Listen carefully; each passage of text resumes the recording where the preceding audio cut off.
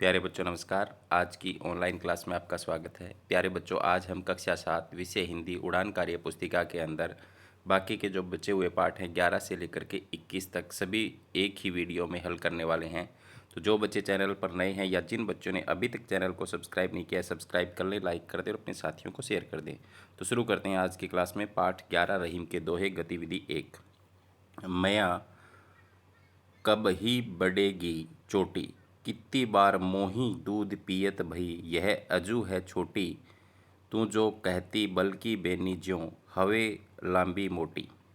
काढ़त गुहत नहवावत, ओछत नागिन जैसे भूई लोटी, कांचो दूध पियावत, पची पची देखती न माखन रोटी, सूरज चिर जाओ दो बया हरी हलदर की चोटी। इस पदांश को पढ़कर प्रश्न संख्या 1 से 6 के उत्तर दीजिए। इस पदांश में श्री कृष्ण किससे शिकायत करते हैं? तो अपनी मैया से शिकायत करते हैं। कै ऑप्शन इसका सही है। अलग शब्द का चयन कीजिए और उस पर गोला लगाओ। चोटी, छोटी, नाटी। तो यहाँ पर नाटी जो है वो अलग है। आगे है मोटी, लोटी, माटी, तो यहाँ पर माटी अलग है। इसके बाद में रोटी, जोटी, तो उसमें काली अलग है। मैंने यहाँ पर गोल दायरा नहीं किया, भूल गया हूँ, आप कर लेना।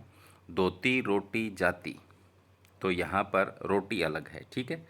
दूध से होने वाले 3 लाभ लिखिए। तो दूध पीने से हमारा शरीर बलवान बनता है, दूध पीने से हमारा दिमाग तेज बनता है, शरीर की हड्डियां मजबूत होती है। इस पदांश में श्री कृष्ण अपने भाई को क्या कहकर पुकार रहे हैं? तो दाऊ। गिरिधर का अर्थ है गिरि को धारण करने वाला। इस पद में बहुव्रीहि समास है। पदांश में छांट कर बहुव्रीहि समास का एक अन्य उदाहरण लिखिए। तो हलधर दिया हुआ है, हल को धारण करने वाला। सूरज के लिए पर्यायवाची शब्द का चयन कीजिए। तो सूरज के पर्यायवाची हैं रवि, दिनकर, सूर्य। तो तीसरा ऑप्शन इसका बिल्कुल सही हो जाएगा। आगे है पाठ 12 कंचा गतिविधि 1। पाठ 12 में क्या है? मेरे विद्यालय का पुस्तकालय विद्यालय की पहली मंजिल पर एक बड़े हॉल में स्थित है। यहाँ 60-70 अलमारियों में पुस्तकें रखी हुई हैं। पुस्तकों के अतिरिक्त विद्यालय में अनेक दैनिक, साप्ताहिक और मासिक पत्र पत्रिकाएं भी आती हैं। पुस्तकालय के बीचों बीच 3 बड़ी मेज़ें हैं। एक मेज़ हिंदी अंग्रेजी दैनिक समाचार पत्रों के लिए है, दूसरी साप्ताहिक, पाक्षिक तथा मासिक पत्र पत्रिकाओं के लिए और तीसरी शिक्षकों के लिए, ताकि शिक्षक गण संदर्भ ग्रंथों का अध्ययन कर सके। मेज के 3 और बेंच तथा कुर्सियां रखी हैं जिन पर बैठकर विद्यार्थी तथा अध्यापक सरलता से पुस्तकें तथा पत्र पत्रिकाएं पढ़ सके। पुस्तकालय की बड़ी मेज के समीप एक साधारण मेज रखी है। यह पुस्तकालय अध्यक्ष की मेज है। मेज के और एक और कुर्सी रखी है। यह पुस्तकालय अध्यक्ष के बैठने का स्थान है। कुर्सी के समीप एक रैंक रखा है जिसमें कुछ रजिस्टर रखे हैं। मेज के दाईं बाईं और कुर्सियां रखी है जहाँ अध्यापक बैठ सकते हैं। विद्यालय की दीवारों पर सुभाषित और सूक्तियाँ लिखी हुई हैं जो अनजाने पाठकों के हृदयों को गुदगुदाती है, श्रेष्ठ आचरण की प्रेरणा देती है। पुस्तकें विषयानुसार और अलग अलग अलमारियों में मेरे विद्यालय में पुस्तकें विषयानुसार और अलग रखी हुई है। अलमारियों में पुस्तकें विषय और विद्या के अनुसार रखी हुई हैं। प्राय प्रत्येक विपक की पृथक अलमारी है। अलमारियों के कपाट शीशे के हैं, उन पर विषय या विद्या का नाम अंकित है। जैसे हिंदी और अंग्रेजी भाषा की पुस्तकें उपन्यास, कहानी, नाटक, एकांकी, कविता, निबंध आदि विधाओं में विभक्त है। इसके अतिरिक्त अन्य पुस्तकें जैसे भौतिकी, रसायन, जीव विज्ञान, भूगर्भ शास्त्र, अर्थशास्त्र, भारतीय अर्थशास्त्र, वाणिज्य सिद्धांत, बुक कीपिंग, एडवांस अकाउंटेंस, नागरिक शास्त्र, भारतीय नागरिक शास्त्र, गणित, ज्योमेट्री, ट्रिग्नोमेट्री आदि विषयों में विभक्त है। प्रत्येक पुस्तक पर विषय, क्रम संख्या तथा पुस्तकालय की पुस्तक संख्या अंकित है। प्रत्येक पुस्तक में कार्ड रखा है जिसमें पुस्तक देने तथा वापस लौटाने की तिथि लिखी जाती है। विलंब से पुस्तक लौटाने वाले को अर्थदंड देना पड़ता है। एक विशिष्ट अलमारी कोष ग्रंथों की है। इसमें हिंदी अंग्रेजी, अंग्रेजी हिंदी, हिंदी अंग्रेजी, उर्दू हिंदी के विभिन्न कोष हैं। साथ ही अनेक प्रकार के विज्ञान कोष, मुहावरे, लोकोक्ति कोष, सूक्ति कोष, साहित्यिक कोष रखे हैं। विशिष्ट अध्ययन के लिए अंग्रेजी तथा हिंदी दोनों भाषाओं में विषय कोष भी रखे हुए हैं। 3-4 अलमारियों के ऊपर रखी है दैनिक अखबारों की रद्दी था साप्ताहिक, मासिक पत्र पत्रिकाओं के पिछले अंक। इन पर प्राय धूल पड़ी रहती है। शांत वातावरण और छात्रों के लिए सुविधा। मेरे विद्यालय के पुस्तकालय का वातावरण बहुत बड़ा शांत है। पुस्तकालय में प्रवेश करने पर विद्यार्थी का हाथ तुरंत किसी पत्र पत्रिका अथवा पुस्तक पर उसी प्रकार जाता है जैसे कि बस में प्रवेश करने पर श्रद्धा से विभोर मानव देव प्रतिमा के सम्मुख नतमस्तक जाता है। सप्ताह में एक दिन हमारी कक्षा का एक पीरियड पुस्तकालय में का भी होता है। इस पीरियड में हम पिछले सप्ताह ली हुई पुस्तकें लौटाते हैं और नई पुस्तकें लेते हैं। पुस्तकालय से हमें विभिन्न विषयों और विद्याओं की पुस्तकें पढ़ने का अवसर मिलता है, जिससे मेरे ज्ञान में वृद्धि होती है। कल्पना कीजिए, आपको विद्यालय में 40 विद्यार्थियों की क्षमता वाले एक पुस्तकालय कक्ष का निर्माण करना है, तो विभिन्न अपेक्षित मद के सामने अनुचित व्यय राशि दी गई है। तो मद 40 कुर्सियां, अधिकतम व्यय 800 तक खर्च कर सकते हैं। तो 40 अगर कुर्सियां लेकर के आओगे तो 32,000 रुपये की आएगी। बड़े मेज लेकर के आओगे 10,000 रुपये का एक है तो 40,000। 10 अलमारियां लेकर के आनी तो 5,000 की एक है तो 50,000 हो गए। 4 पंखे लेकर के आने हैं तो 4 तिये 12,000 के हो गए। और 300 बाल पुस्तकें लेकर के आनी तो 5,000 की अधिकतम व्यय खर्च करना है। तो 300 लेकर के आनी है तो ये हो गई 15 लाख। तो इस प्रकार से कुल खर्च जो है वो हो गया है 16,34,000। ठीक है, उसे अंकों में लिखना है और शब्दों में लिखना है। पुस्तकालय में पुस्तक देने तथा वापस लौटाने की तिथि क्यों लिखी जाती है? इसलिए लिखी जाती है ताकि समय पर लौटाई जा सके और नई पुस्तकें ली जा सके। पुस्तकों को पढ़ने से क्या लाभ है? तो ज्ञान में वृद्धि होती है। ऑप्शन 4 इसका सही है। पुस्तकालय का संधि विच्छेद कौन सा सही होगा? पुस्तक जमा आलय, ये सही होगा। आगे है पाठ 13(1)(3) का। गतिविधि 1, 2 लड़के बाग में खेल रहे हैं, तभी उन्होंने एक पेड़ पर जामुन लगे देखे। उनके मुंह में पानी भराए, वे जामुन खाना चाहते थे लेकिन पेड़ बहुत ऊंचा था। अब कैसे जामुन खाए? समस्या बड़ी विकट थी। एक लड़का बोला, कभी कभी प्रकृति भी अन्याय करती है। अब देखो, जामुन जैसा छोटा फल इतनी ऊंचाई पर इतने बड़े पेड़ पर लगता है और बड़े बड़े खरबूजे बेल से लटके ज़मीन पर पड़े रहते हैं। एक बात समझ नहीं आई कि प्रकृति ने छोटे बड़े के अनुपात का ध्यान क्यों नहीं रखा। अब यह भी कोई तुक हुआ कि इतना छोटा सा फल तोड़ने के लिए इतने ऊंचे पेड़ पर चढ़ना पड़े। मेरा तो यह मानना है कि प्रकृति भी संपूर्ण नहीं है। तभी अचानक ऊपर से जामुन का एक गुच्छा एक लड़के के सिर पर आ गिरा। तभी दूसरा लड़का बोला, मित्र, अभी हम प्रकृति की आलोचना कर रहे थे और प्रकृति ने हमें सबक सिखा दिया। सोचो जरा, यदि जामुन के बजाय तरबूज गिरा होता तो क्या होता? शायद तुम्हारा सिर फट जाता और शायद फिर बच नहीं पाते। हाँ, प्रकृति जो करती है अच्छा ही करती है, वह लड़का बोला जिसके सिर पर जामुन का गुच्छा गिरा था। इस गद्यांश को पढ़कर प्रश्न संख्या 1 से 5 के उत्तर दीजिए। मुंह में पानी आना मुहावरे का अर्थ क्या है? पानी पीना, लालच आना, कुल्ला करना, प्यास लगना। तो इसका है लालच आना। Option number 2। बाग से मिलते जुलते एक समान ध्वनि वाले 5 शब्द लिखिए। बाग, भाग, आग, साग, काग, राग। यहाँ पर काग लिख देना, बाग द्वारा लिख दिया मैंने। तो इस तरीके से आप 5 शब्द और लिख सकते हो। जैसे जामुन के समूह को जामुन का गुच्छा कहेंगे, वैसे ही नीचे लिखे शब्दों के समूह को क्या कहेंगे? वर्णों के समूह को शब्द कहते हैं, पुष्पों के समूह को गुलदस्ता कहते हैं, मोतियों के समूह को माला कहते हैं।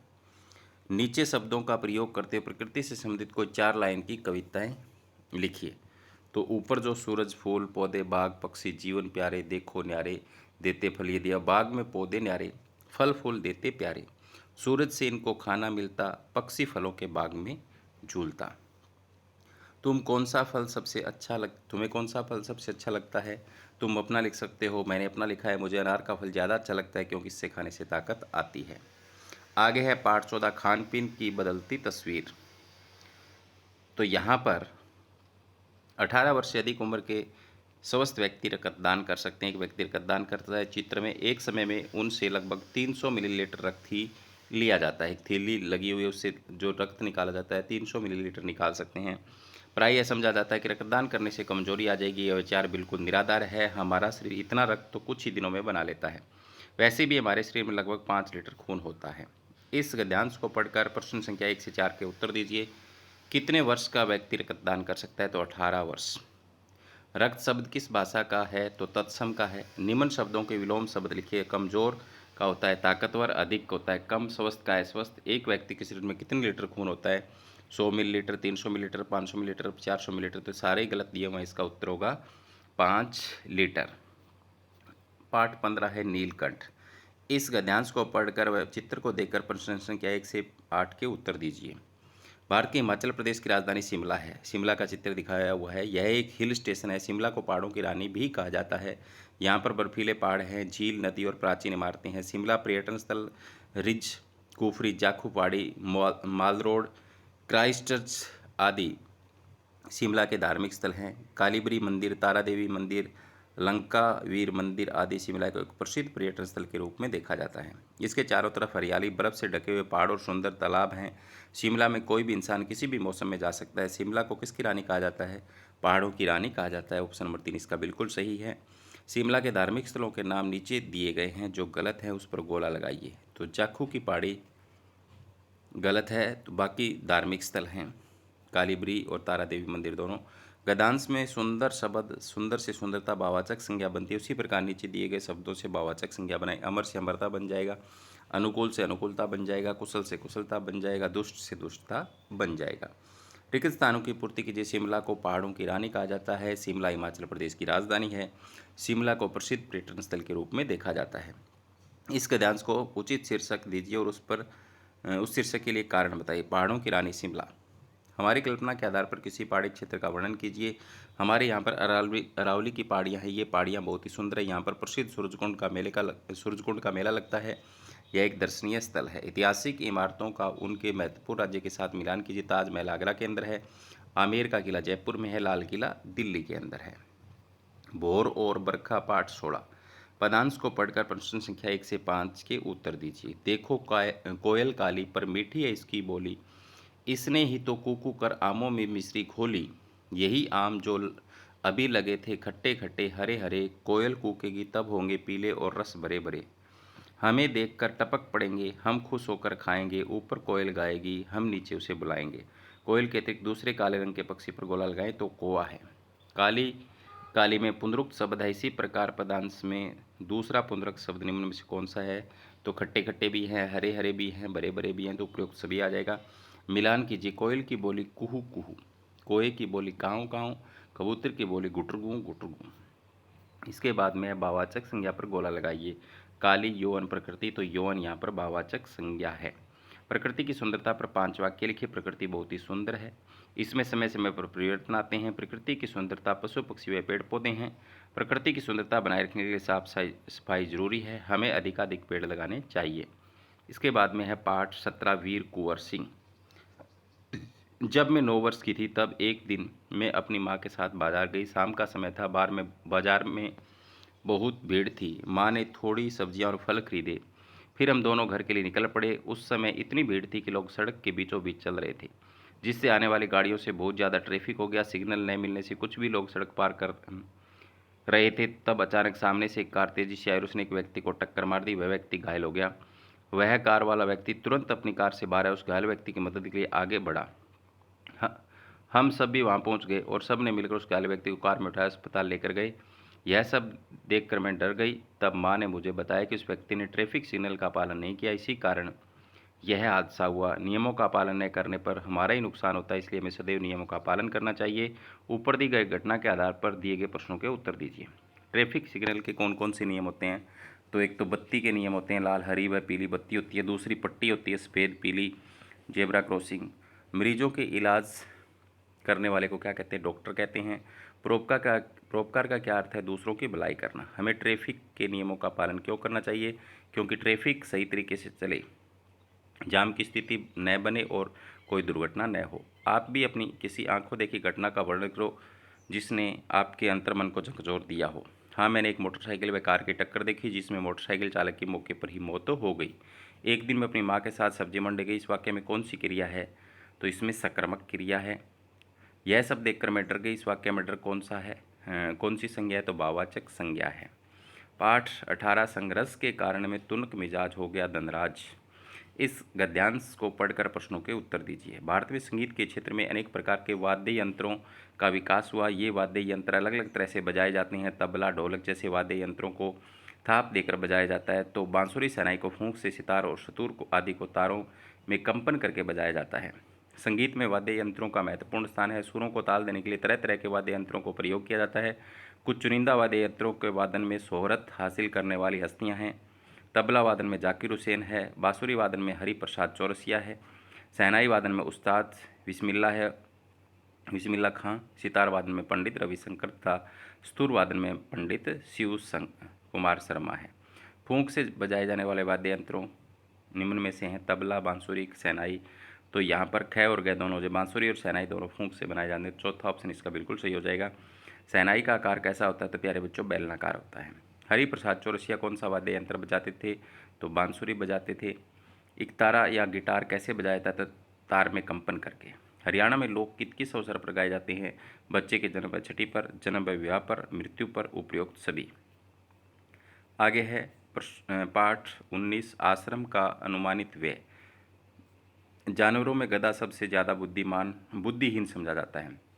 जब हम किसी आदमी को पल्ले दर्जे का बेवकूफ़ कहना चाहते हैं तो उसे गधा कहते हैं। गधा सचमुच बेवकूफ़ है या उससे सीधेपन, उसकी निरापाद सहिष्णुता ने उसे यह पदवी दे रखी है, इसका निश्चय नहीं किया जा सकता। गायें सींगे करती है। ब्याई हुई गाय तो अनायास से सियानी का रूप धारण कर लेती है। कुत्ता भी बहुत गरीब जानवर है, लेकिन कभी कभी उसे क्रोध भी आ ही जाता है, किंतु गधे को कभी क्रोध नहीं करते नहीं सुना न देखा। जितना चाहे गरीब को मारो, चाहे जैसी खराबी, सड़ी हुई घास सामने डाल दो, उसके चेहरे पर कभी असंतोष की छाया भी न दिखाई देगी। बैसाख में जो एक आध बार कुलेल कर लेता है, पर हमने तो उसे कभी खुश होते नहीं देखा। उसके चेहरे पर एक स्थायी विषाद स्थायी रूप से छाया रहता है। सुख दुख हानि लाभ किसी भी दशा में उसे बदलते नहीं देखा। ऋषियों मुनियों के जितने गुण हैं वे सभी पराकाष्ठा को पहुंच गए हैं, पर आदमी उसे बेवकूफ़ कहता है। सद्गुणों को इतना अनादर नहीं कहीं न देखा। कदाचित सीधापन संसार के लिए उपयुक्त नहीं है। देखी न भारतवासियों की अफ्रीका में क्यों दुर्दशा हो रही है, क्यों अमेरिका में उन्हें घुसने नहीं दिया जाता। बेचारे शराब नहीं पीते, चाय पैसे कुछ समय के लिए बचा कर रखते हैं, जी तोड़कर काम करते हैं, किसी से लड़ाई झगड़ा नहीं करते, चार बातें सुनकर गम खा जाते हैं और फिर भी बदनाम है। कहा जाता है कि जीवन के आदर्श को नीचा करते हैं। अगर वे ईंट का जवाब पत्थर से देना सीख जाते तो शायद सभ्य कहलाने लगते। जापान की मिसाल सामने, एक ही विजय ने उसे संसार की सभ्य जातियों में गण्य बना दिया। लेकिन गधे का एक छोटा भाई और भी है जो उससे कम ही गधा है, और वह है बैल। जिस अर्थ में वह गधा का प्रयोग करते हैं, कुछ उसी से मिलते जुलते अर्थ में बछिया के ताऊ का भी प्रयोग करते हैं। कुछ लोग बैल को शायद बेवकूफ़ों में सर्वश्रेष्ठ कहेंगे, मगर हमारा विचार ऐसा नहीं है। बैल कभी कभी मारता भी है, कभी कभी अड़ियल बैल भी देखने में आता है और कई रीतियों में अपना असंतोष प्रकट कर देता है। अतः उसका स्थान गधे से नीचा है। इक प्रत्यय लगाकर जब नया शब्द बनाते हैं तो मूल शब्द पहले शब्द में कुछ बदलाव देखने को मिलता है। जैसे इतिहास जमा में ऐतिहासिक दिए गए शब्दों में सही मूल शब्द पहचानिए, उस पर घेरा लगाइए। तो नैतिक किससे बनता है? नीति से बनता है। पौराणिक किससे बनता है? पुराण से बनता है। प्राथमिक किससे बनता है? प्रथम से बनता है। दैनिक दिन से बनता है। आगे रसोई घर शब्द दो शब्दों को जोड़ने से बनता है, जिससे दूसरा शब्द प्रमुख है, क्योंकि उसी से शब्द का अर्थ स्पष्ट होता है। ऐसे समास को तत्पुरुष समास कहते हैं। दिए गए वाक्यों में उन शब्दों को चुनिए जो तत्पुरुष समास के उदाहरण हैं। उसने पुस्तकालय से 3 पुस्तकें ली, तो यहाँ पर क्या बनेगा? पुस्तक के लिए आलय, पुस्तकालय का अर्थ हो जाएगा। सीता नियमित रूप से विद्यालय जाती है, तो इसका अर्थ विद्या के लिए आलय। श्री राम ने 14 वर्ष वनवास में बिताए, तो वनवास का वन में वास। राजमहल की सुंदरता देखते ही बनती है, तो राजमहल का मतलब राजा का महल। तुलसी की प्रसिद्ध रचना रामचरितमानस, तो तुलसी द्वारा कृत। जिस समास में प्रथम पद व द्वितीय पद दोनों पद प्रधान होते हैं उन्हें द्वंद्व समास कहते हैं। इस समास में दोनों पदों के बीच योजक चिन्ह जुड़ा होता है। इस समास का विग्रह करने पर योजक चिन्ह के स्थान पर और लिखा जाता है, जैसे सुख दुख, सुख और दुख, द्वंद्व समास। तो यहाँ पर इसी उदाहरण नियम को समझते हुए गद्यांश में द्वंद्व समास के अन्य 4 उदाहरण ढूंढकर उनका विग्रह करके लिखो। तो हानि लाभ, हानि और लाभ, लड़ाई झगड़ा, लड़ाई और झगड़ा, इधर उधर, इधर और उधर, और भी लिख लेना। यहाँ पर एक और आया था, मैंने देखा ऋषियों और मुनियों आया था, ठीक है, तो द्वंद्व समास है। इसके बाद में पाठ 20 विप्लव गायन। दी गई पंक्तियों को सामने दी गई पंक्तियों के तुकांत आधार पर सुमेलित कीजिए। क्या अद्भुत थी वह ध्वनि, तो इसका है दिल में घर कर जाने की चिंतामणि। गीता ऐसे क्यों बैठी है, नाक चढ़ाई क्यों ऐंठी है। सबका कंठ रुद्ध होता है जब अपनों में युद्ध होता है। मत गाओ कृत्रिम स्वर में, राग अलापो अंतरतर से। दिए गए काव्यांश को ध्यानपूर्वक पढ़कर पूछे गए प्रश्नों के उत्तर के लिए सही विकल्प चुनिए। आज करना है जिसे करते उसे आज ही है। सोचते कहते हैं जो कुछ कर दिखाते हैं, वही मानते जी की हैं, सुनते हैं सदा सबकी कही। जो मदद करते हैं अपनी इस जगत में, आप ही भूल कर ही दूसरों का मुंह कभी ताकते नहीं हैं। कौन ऐसा काम है वे कर जिसे सकते नहीं। कर्मवीर समय का सदुपयोग किस तरह करते हैं, तो आज का काम कल पर नहीं छोड़ते। ख ऑप्शन इसका सही है। कर्मवीर के काम करने के तरीके की प्रमुख विशेषताएं क्या है, तो इसका पहला है वे जो ठान लेते हैं उसे पूरा करके दिखाते हैं। वे बेकार की बातों में समय बर्बाद नहीं करते। भूल कर भी दूसरों का मुंह कभी ताकते नहीं, पंक्ति का भावार्थ क्या है, दूसरों की मदद नहीं लेते। ख ऑप्शन इसका सही है। करमवीर कैसी भूल नहीं करते, तो किसी की मदद लेने की, तो ऑप्शन चौथा इसका बिल्कुल सही है। अंतिम पाठ 21, बड़ा आदमी किसको कहते हैं। इस पद्यांश को पढ़कर प्रश्नों के उत्तर दीजिए। शाम हुई अंधेरा छाया, रात डली सवेरा आया, पंख पक्षियों ने फैलाए, मीठे मीठे गाने गाए, चुगते धरती पर दाने, बतलाते जीवन के माने, आसमान की सैर भले हो, कभी पिंजड़े में कैद न हो, चाहते चारों ओर जाएं, खूब उड़े और मौज उड़ाएं। पक्षी शब्द के दो पर्यायवाची लिखे तो खग विहंग लिखा हुआ है। पक्षी मीठे मीठे गीत कब गाते हैं, तो सवेरे। पदांश के आधार पर चारों ओर कौन जाना चाहता है, तो पक्षी चारों ओर जाना चाहते हैं ताकि वे उड़े और मौज करें। पूर्व दिशा की ओर मुंह करके खड़े होने पर अन्य दिशाएं आपके शरीर के अनुसार कहाँ स्थित होगी, तो पश्चिमी दिशा जो है वो पीठ की तरफ होगी, दक्षिण दिशा दाएं तरफ होगी, उत्तर दिशा बाएं हाथ की तरफ होगी और पूर्व मुंह की तरफ होगी। पक्षियों के स्थान पर यदि आपको कोई पिंजरे में कैद कर दे तो आप कैसा महसूस करेंगे, 5 पंक्तियों में स्पष्ट कीजिए। यदि मुझे कोई पिंजरे में डाल दे तो मुझे अच्छा नहीं लगेगा, मैं पिंजरे में बहुत परेशान रहूँगी, मुझे कुछ भी खाना पीना अच्छा नहीं लगेगा, मैं बाहर की दुनिया को नहीं देख पाऊँगा। तो प्यारे बच्चों, ये थी आज की क्लास जिसमें हमने अध्याय 11 से लेकर के 21 तक हल किए। मिलते हैं नेक्स्ट क्लास में, तब तक के लिए बाय बाय, धन्यवाद।